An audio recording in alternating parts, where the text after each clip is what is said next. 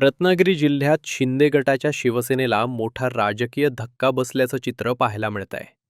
हातखंबा जिल्हा परिषद गटात शिंदे शिवसेनेत बंडखोरी उफाळून आली असून माजी समाज कल्याण सभापती परशुराम कदम यांनी अपक्ष म्हणून उमेदवारी दाखल केली आहे.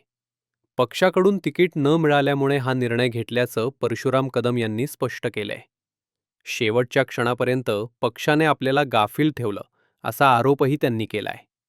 फॉर्म भरण्याच्या आदल्या दिवसापर्यंत पक्षाकडून कोणतीही विचारणा किंवा संपर्क झाला नाही. त्यामुळेच अपक्ष उमेदवारी अर्ज भरावा लागला, असं कदम यांनी सांगितलं. दरम्यान जनतेचा कौल लक्षात घेऊनच पुढील निर्णय घेणार असल्याचं त्यांनी नमूद केलंय.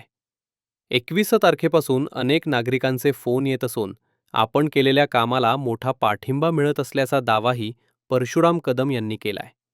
हातखंबा गटातील या बंडखोरीमुळे आता रत्नागिरी जिल्ह्यातील राजकीय समीकरणं बदलण्याची शक्यता व्यक्त केली जाते. दाखल केलेला आहे. का नेमकं असा निर्णय घ्यावा लागला, काय सांगा? नक्की आमचं चुकलं काय हे तर आमचंच आम्हाला कळलं नाही. गेले 7-8 वर्षापासून राजकीय जीवनामध्ये काम करतोय. जवळजवळ 4 वर्षानंतर जिल्हा परिषद निवडणूक पुनशा लागली. मी या हातखंबा जिल्हा परिषद गटाचंच नेतृत्व 2017 ते 2022 केलेलं आहे आणि आज त्याच जिल्हा परिषद गटामध्ये आरक्षण पडलं आहे. आरक्षणामधूनच मी मागच्या वेळी निवडून आलो होतो. पण 21 तारखेला शेवटचा दिवस होता. पक्षाच्या कोणत्याच मंडळीने मला विचारणा केली नाही गेल्या आदल्या दिवसापर्यंत आणि म्हणून आम्ही दुसऱ्या दिवशी निर्णय घेतला की अपक्ष उमेदवारी अर्ज भरायचा. परंतु अपक्ष उमेदवारी अर्ज जरी भरला असला तरी जनमतांचा कौल, मतदार राजांचा कौल हा माझ्याकडून घेण्याचं काम चालू आहे.